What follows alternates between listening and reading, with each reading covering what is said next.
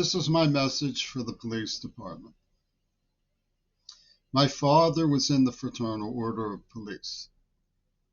When I was homeless in Seattle, the organizations that I depended upon for use of a computer, such as Real Change, loathed anyone who talked to the police. I understand that the information that I communicated is very intimidating. I understand that my representation of purpose, which is simply to protect the community by reporting crime to the police when the crime is sufficiently aggravated that there's no other alternative,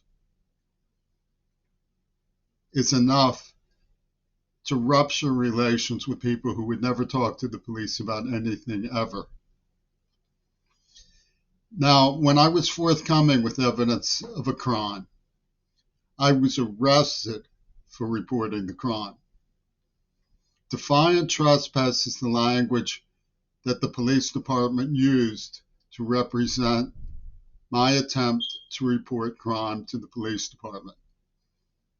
They refused to look at the evidence. When I was eventually able to escape Seattle, to which I fled in horrendous circumstances of homelessness and abuse by theatrical agency, so-called authorities, which was obviously intended to make me extremely regretful that I had ever approached the police about anything. I studied a complete repertoire of police courses, including a special project for the honors department with a mentor who was a lieutenant in the police. Under no circumstances do I justify any sort of law breaking. However, I am not immune to the concerns of my peers. They've considered me foolish, having brought it upon myself by talking against the authorities and yet speaking to them at all.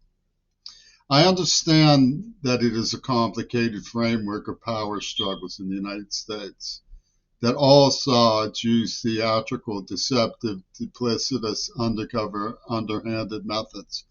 I understand that because I've experienced enough of them.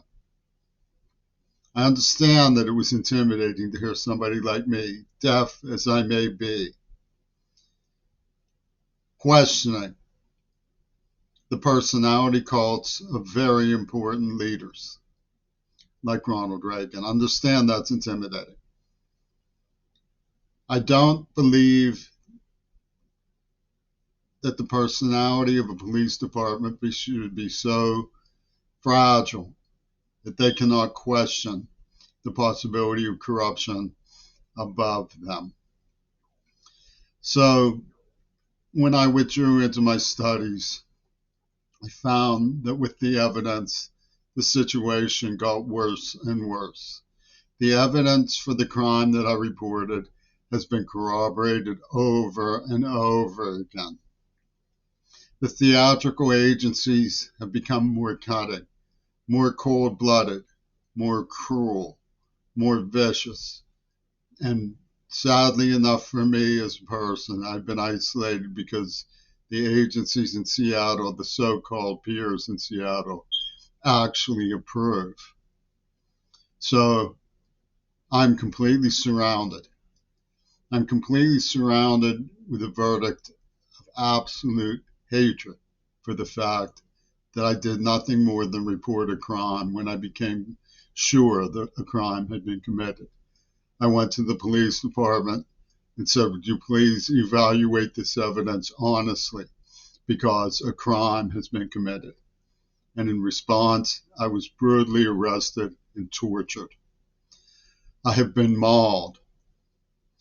I'm not sure exactly who is responsible.